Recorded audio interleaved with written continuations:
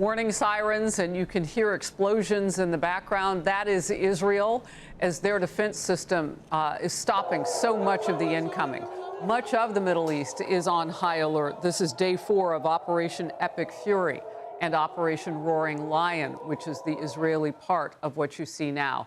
Iran and its terror proxies are escalating retaliatory attacks, striking Israel and now most of the Gulf nations, if you can believe that.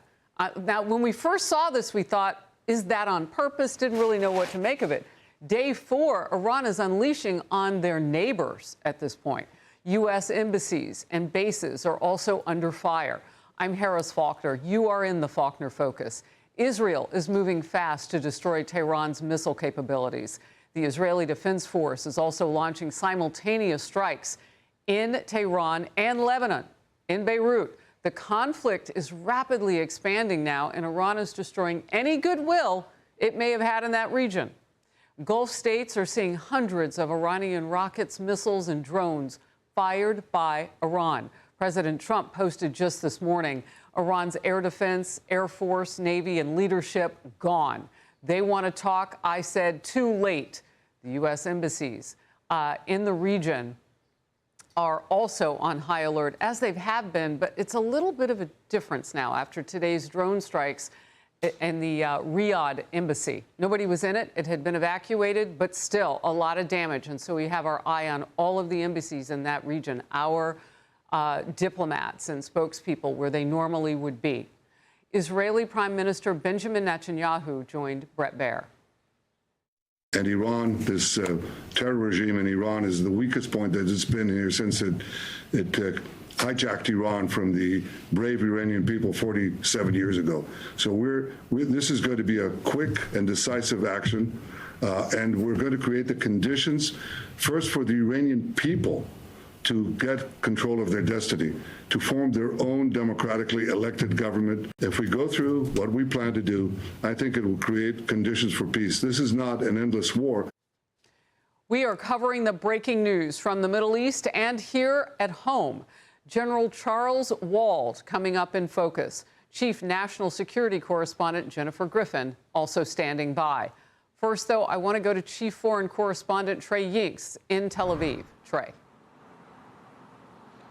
Harris, good morning. We start with some major updates from the region. Iran's Supreme Council was meeting earlier today just south of the capital of Tehran when the Israelis struck the building, killing everyone inside, according to initial reports.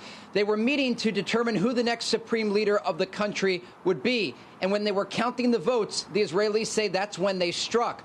All of this coming as the Iranians are still launching new ballistic missile barrages into central and northern Israel.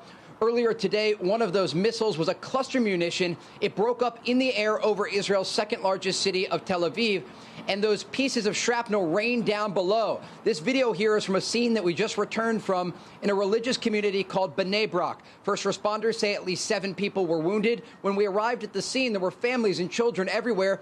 The Israeli people celebrating the Jewish holiday of Purim. Looking to Israel's northern border, the war has erupted between Iran's largest proxy, Hezbollah, and Israel. The Israelis are striking back deep into the heart of Beirut, targeting the Hezbollah stronghold of the Dakhya neighborhood. Israel says they are bracing for more days of war ahead in the north, and overnight they moved ground forces into southern Lebanon to build up a defensive posture there. Harris? Trey Yingst, thank you very much for getting us started. Now this. This was our last best chance to strike what we're doing right now and eliminate the intolerable threats posed by this sick and sinister regime. President Trump making the case to the people, laying out the need to launch Operation Epic Fury. When he did, his choice and why and when. Israel launching strikes after strike now, directly into Tehran and Beirut. A crushing Israeli air campaign targeting Hezbollah military assets in Lebanon, leaving behind smoldering rubble. And a map shows Israeli forces are extending their retaliatory strikes beyond Beirut, stretching into several Lebanese cities. Saudi Arabia could be on the brink of joining the regional conflict as well. A source telling Fox News that country is considering Air Force strikes on Iran targets. and in response to unprecedented missile and drone attacks from Iran. Brand new video from U.S. Central Command shows the equipment engaged in the Middle East mission. High-powered jets adding to the largest regional concentration of American military firepower in a generation. Those assets being used to take out Iranian mobile missile launchers. CENTCOM posted this video on X with the caption referring to the U.S. effort as surgical, overwhelming, and unapologetic in destroying Tehran's offensive missiles. Here's Secretary of State Rubio. We knew that there was going to be an Israeli action. We knew that that would precipitate an attack against American forces. The hardest hits are yet to come from the U.S. military. The next phase will be even more punishing on Iran than it is right now. House Speaker Mike Johnson also defending U.S. coordination with Israel and Iran. Why in the world they waited if they had exquisite intelligence, knowing that that would happen, that we would suffer such staggering losses? Why did they not act to prevent it? So I am convinced that they did the right thing.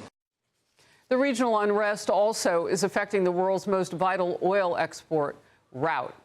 Iran's military has threatened to set on fire any vessel passing through the Strait of Hormuz, with a senior advisor in the IRGC saying the waterway is now closed. However, CENTCOM has confirmed to Fox News the Strait of Hormuz remains open, and it's released this video showing a U.S. attack on an Iranian ship. A message posted with the video says 2 days ago, the Iranian regime had 11 ships in the Gulf of Oman. Today, they have 0.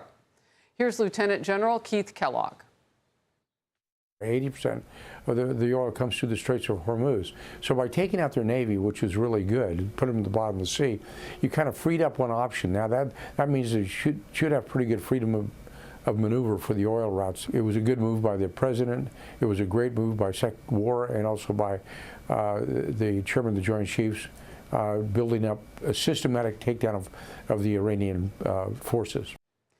And the chief national security correspondent, Jennifer Griffin, joins me now. I don't know if you're starting here, but from what General Kellogg just said, I think it's up to 10 naval ships that our U.S. military has, as the president says, put at the bottom of the sea. Jennifer. Even 11, Harris. 11 now. Up to 11, and that's the total number of large Navy vessels that the Iran's Navy has. Separately, Harris, well-placed military and diplomatic sources in the region tell me Saudi Arabia is very close to allowing its Air Force to strike targets inside Iran after facing unprecedented missile and drone attacks on its civilians, including incoming missiles today targeting Daman, its 5th largest city. Quote, the next 24 hours is going to be intense, I'm told.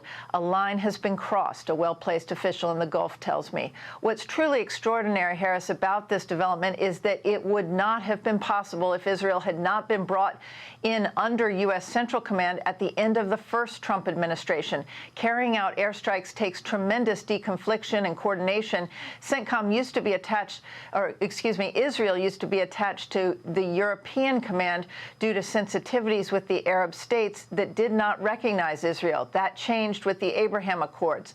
No U.S. personnel were killed or injured when the U.S. Embassy in Riyadh, Saudi Arabia, was struck last night by at least 2 Iranian Shahed drones. The embassy was largely empty at the time.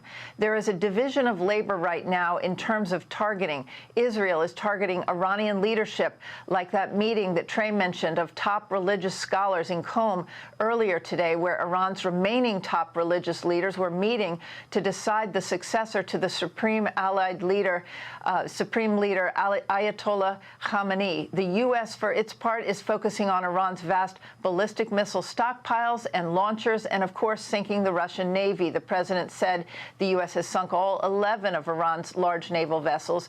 The Iranian president has decentralized decision-making to regional governors today.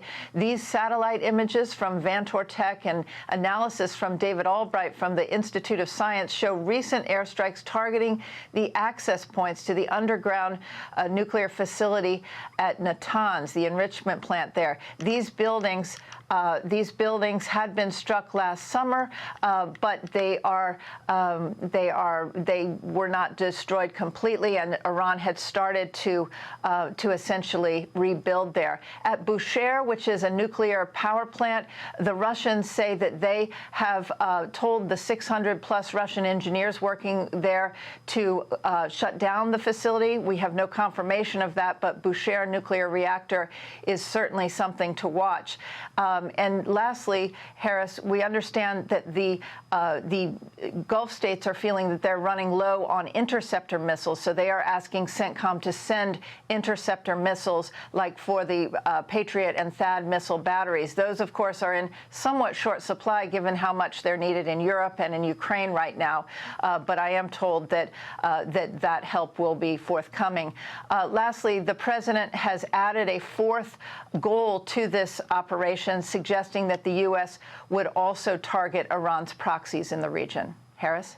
All right, Jennifer, thank you very much. In focus now, retired U.S. Air Force General Charles Wald, a former deputy commander of U.S. European Command. Sir, it is a pleasure and an honor to have you in focus today. Let's start with where our reporter, and I don't know if you could hear Jennifer Griffin there, but she said that now some of our allies in the region have asked for interceptor missiles because they may be running low or running out of them to take some of the incoming. What's your take on that? Well, I think that's true. I think everybody needs more interceptor missiles. We did a report after the June attacks last year on the nuclear facilities in Iran by the U.S. and Israel. And one of the things we recommended is that, number one, that we increase the number of interceptors and the integrated air defense systems in the region amongst the U.S., Israel, and the GCC allies. And number two is that we continue to address the ballistic missile development and capability in Iran.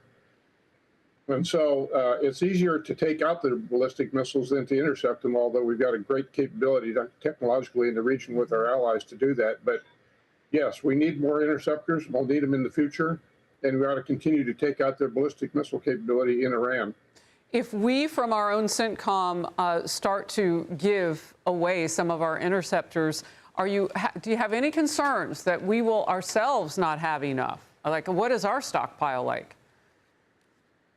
Well, I think it's a shared stockpile. So when I was the commander of the U.S. Air Forces in the central region where CENTCOM is now, we had a meeting with the air chiefs from all the GCC countries and talked about collaboration, coordination, and integration of all our systems.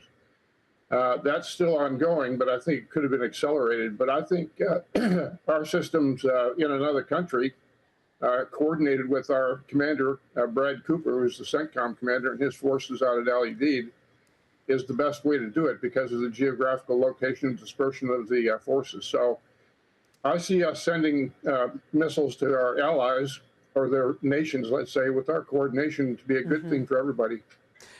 General Wald, in just a few minutes, we were told to expect the president to host the Chancellor of Germany. And when he meets with Chancellor Friedrich Merz, we know that Germany, along with France and the UK now, have put out this joint statement that, at least on the defensive end, to protect their own citizens, they will engage in what's happening with Iran. They're not going to go on the offensive with us, but that was what that statement said. But also, the UK now has opened up its airspace, and British pilots are in the skies, as the UK Prime Minister Starmer says, in defense of its own people. Talk to me, because you know that part of the world so much. What do we actually need from our allies at this time, and what should they be giving?